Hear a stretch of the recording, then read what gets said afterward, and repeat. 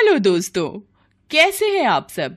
हमारी कहानियां देखने के लिए हमारे चैनल को सब्सक्राइब कीजिए और हाँ, बेल आइकॉन पर क्लिक करना मत भूलिएगा। इसका मतलब आप लोग भिखारी हो। मेरी शादी एक भिखारी खानदान में हो गई है। बहू, भिखारी होना कोई पाप तो नहीं है, लेकिन आप लोगों ने मुझसे झूठ बोलकर रिश्ता जोड़ा है। आने दो विक्रम को, बताती हूँ उसे। विक्रम और राधा की शादी को 5 साल हो गए थे और इतने सालों बाद राधा को पता चला कि उसका ससुराल भिखारी है। क्या विक्रम और राधा का रिश्ता टूट जाएगा, जबकि दोनों ने लव मैरिज की थी? ये जानने के लिए कहानी में थोड़ा पीछे चलना होगा। विक्रम लोगों से भीख मांगकर अपना घर चलाता था, क्योंकि वो लोग खानदानी भिखारी थे। भगवान के नाम पे कुछ दे दो बाबूजी, मेरी माँ बीमार है, मैं चल भी नहीं पाता हूँ ठीक से। भगवान भी न जाने कैसे कैसे दिन दिखाता है गरीबों को। बेचारा जवानी में ही अपाहिज हो गया। ये लो, भगवान आपको खूब तरक्की दे बाबूजी। ऐसा कर करके वो दिन भर भीख मांगता रहा और शाम को अपने इलाके में लौट आया। अपने इलाके में लौटते वो बिल्कुल सही से चलने लगा। अब उसके पैर में कुछ नहीं था, वो बस अपाहिज होने का नाटक करता था। वो अपनी झोपड़पट्टी पहुंचा जहां उसकी बूढ़ी माँ थी। माँ, आज तो कुछ ज्यादा ही कमाई हो गई, आज का दिन मेरा अच्छा गया। बेटा, मैं तो कहती हूँ कि मैं भी तेरे साथ भीख मांगने चला करूँ। हम दोनों भीख मांगकर पैसे इकट्ठा करते हैं और तेरी शादी कर देते हैं। नहीं माँ, मेरे होते हुए आप भीख मांगने कैसे जा सकती हो? अरे बेटा, मैं भी बचपन से भीख मांगकर ही बड़ी हुई हूँ। ये मेरे लिए कोई नया काम नहीं है। हाँ माँ, मुझे पता है। चलो खाना लगाओ, मुझे बहुत जोरों की भूख लगी है। मैं आपको भीख मांगने नहीं दूंगा। खैर, उसकी माँ ने खाना लगाया और दोनों खाना पीना खाकर सो गए। सुबह विक्रम अलग अलग इलाके में कभी लंगड़ा बनकर तो कभी अंधा बनकर भीख मांगता और शाम को कमा कर ले आता। एक रोज वो किसी मंडी में भीख मांग रहा था। भीख मांगते मांगते वो एक सब्जी वाले के पास पहुंच गया। उस वक्त विक्रम ने अपने चेहरे पर काला रंग पोत रखा था और अपनी एक आंख में सफेद लेंस लगा रखा था ताकि वो अंधा लगे। बाबूजी, भगवान के नाम पर थोड़े से टमाटर ही दे दो। बताओ, भरी जवानी में भगवान ने तुमको अंधा बना दिया। ये लो, मैं तुम्हें सिर्फ टमाटर ही दे सकता हूँ। आलू चाहिए तो वो भी बोलो। ठीक है बाबूजी, थोड़े आलू भी दे दो। विक्रम वहाँ से जाने वाला था कि तभी वहाँ पर सब्जी वाले की खूबसूरत बेटी राधा आ गई। पापा, इनको थोड़े पैसे भी दे दो। राधा की आंखें इतनी खूबसूरत थीं कि विक्रम उसकी आंखों में एक हो गया। वो बिना पैसे लिए ही वहाँ से चला गया। रात भर विक्रम राधा के बारे में ही सोचता रहा। सुबह उसने इस बारे में अपनी माँ को भी बताया। माँ, कल मैं जब एक सब्जी वाले से भी मांग रहा था तब वहां पर मैंने उसकी बेटी को देखा। वो लोग भी बेचारे गरीब हैं और मुझे लगता है कि हमसे कम ही कमा पाते होंगे, लेकिन फिर भी उन लोगों के चेहरे पर एक अलग ही चमक थी। मुझे उनकी बेटी राधा पसंद आ गई है माँ। बेटा, वो सब्जी वाले की लड़की है। उसे जैसे ही पता लगेगा ना कि हम भिखारी हैं, वो हमसे रिश्ता नहीं रखेंगे। विक्रम को अपनी माँ की बात समझ में तो आ रही थी, लेकिन वो अपने दिल के हाथों अब मजबूर हो चुका था। अब अगली सुबह वो भीख मांगने गया। दोपहर तक उसने भीख मांगकर कुछ पैसे इकट्ठे किए। उसके बाद, मेरा मन नहीं लग रहा है राधा के बगैर। मुझे उससे किसी तरह दोस्ती करनी पड़ेगी, लेकिन इस कंडीशन में नहीं। मैं कपड़े बदल लेता हूँ। वो अपने घर आया और इस बार अच्छे अच्छे कपड़े पहनकर नहा धोकर उसी सब्जी वाले के पास पहुंच गया। किस्मत उसकी तेज थी, इसलिए आज सब्जी वाले की जगह उसकी बेटी राधा ही बैठी थी। आज आपके पापा नहीं दिखाई दे रहे। आपको इस तरह मार्केट में अकेले सब्जी नहीं बेचनी चाहिए, लोगों की नजरें ठीक नहीं है।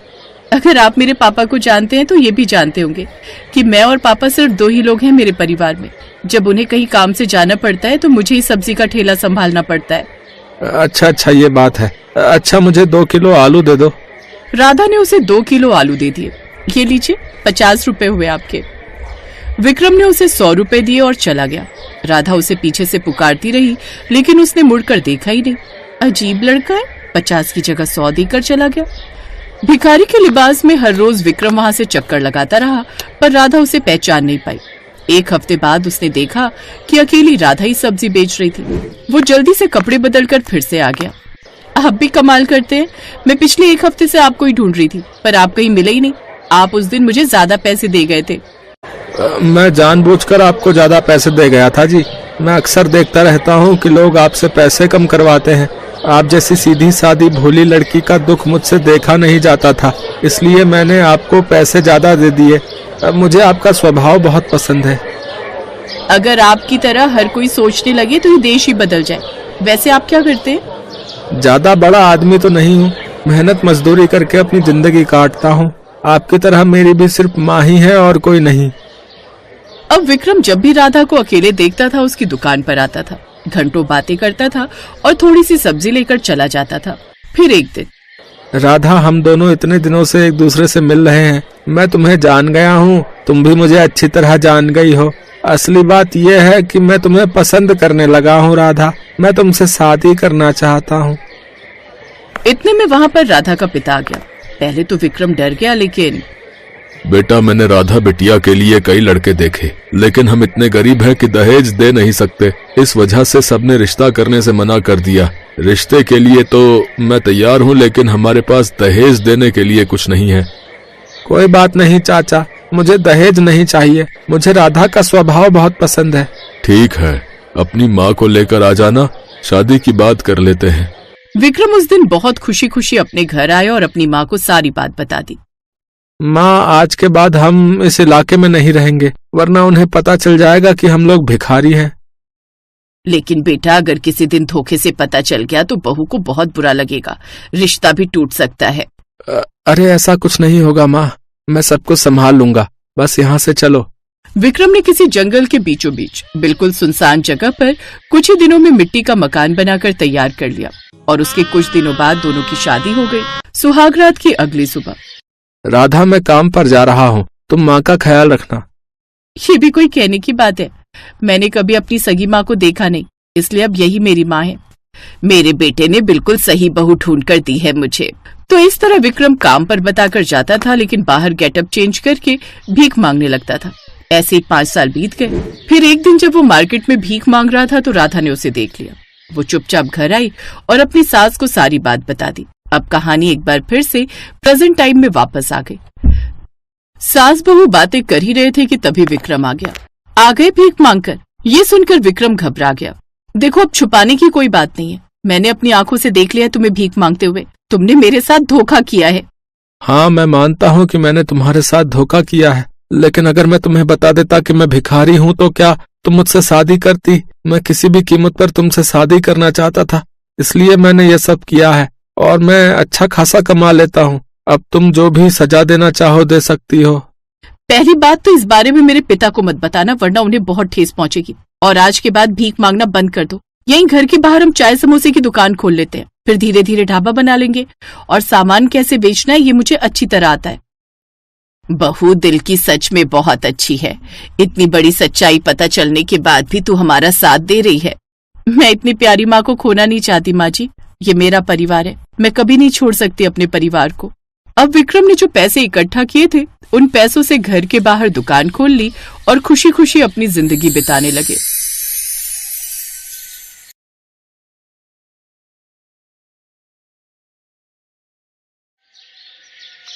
मुझे किसी इंडियन से शादी नहीं करनी, बल्कि मुझे तो किसी ऐसे एनआरआई लड़के से शादी करनी है जो कि बड़ा और अमीर हो।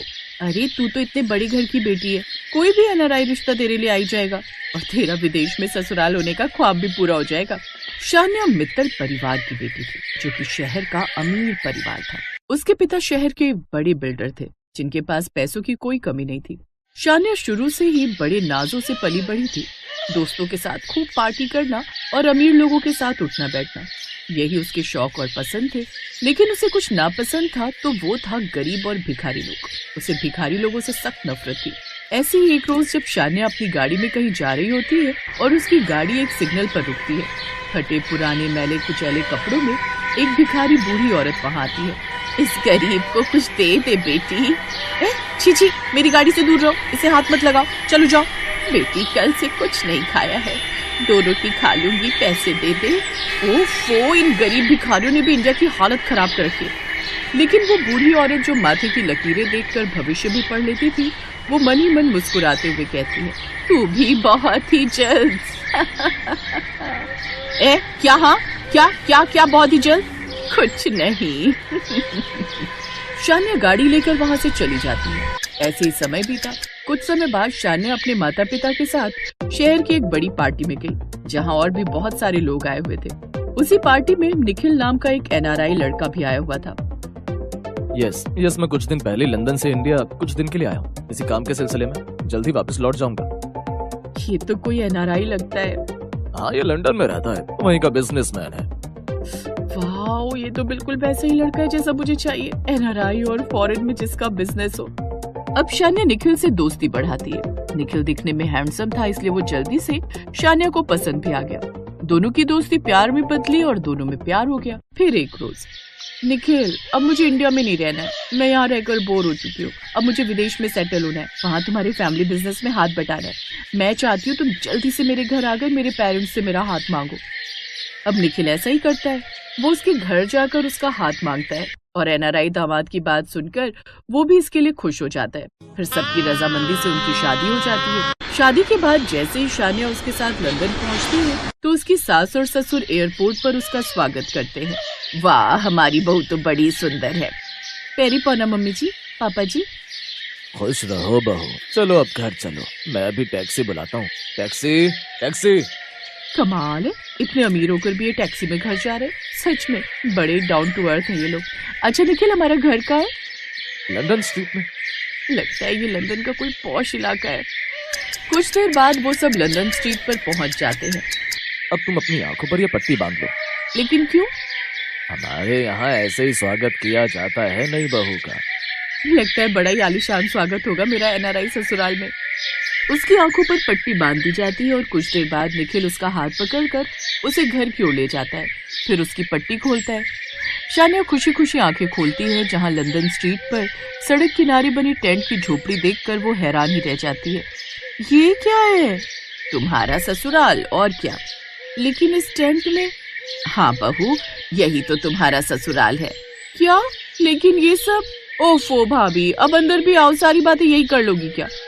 उस टेंट वाले ससुराल में जाकर तो शान्या का दिमाग चकरा जाता है और वो बेहोश हो जाती है।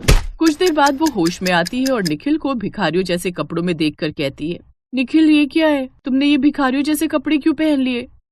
बहू, वो इंडिया गया हुआ था ना, तो पीछे से हमें बिजनेस में काफी दिन नुकसान हो गया, क्योंकि जितना अच्छा बिजनेस ये कर पाता है उतना अच्छा हम सब नहीं कर पाते। हाँ भाभी, आपको पता है भैया के बिना हमारा बिजनेस कुछ भी नहीं। अच्छा, मैं भी देखना चाहती हूँ ऐसा कौन सा बिजनेस है तुम्हारा। चलो अब मुझे भी अपने साथ लेकर चलो। वो सभी शान्या को अपने साथ लेकर जाते हैं, जहाँ रेस्टोरेंट्स और कैफे के बाहर खड़े होकर निखिल अपना गिटार निकालकर बजाने लगता है। आने जाने वाले लोग पास में हाथ में कटोरा लेकर खड़ी उसकी बहन, माँ और पिता के डब्बे में भीख डालते जाते हैं। फिर कुछ देर बाद, ये सब क्या है? ये तो हमारा फैमिली बिजनेस है, भीख मांगने का। उसी से हम इंडिया जा पाते हैं और वहाँ अपने रिश्तेदारों के सामने शेख ही झाड़ पाते हैं। और अब तुम भी हमारे इस बिजनेस में हमारा साथ देना। याद है ना, तुमने ही कहा था तुम हमारा फैमिली बिजनेस ज्वाइन करोगे। ये सुनकर शान्या अपना माथा पकड़ लेती है। साथ ही उसे उस भिखारी अम्मा की बात याद आती है, तुम भी बहुत जल्द हमारी तरह। अब उसे समझ आ रहा था कि गरीब और भिखारियों के साथ उसने जो व्यवहार किया था उसका उसे क्या परिणाम मिला।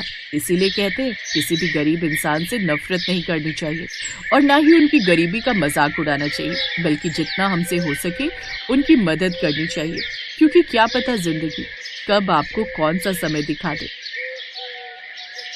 हेलो दोस्तों, कैसे हैं आप सब? हमारी कहानियां देखने के लिए हमारे चैनल को सब्सक्राइब कीजिए और हाँ, बेल आइकॉन पर क्लिक करना मत भूलिएगा।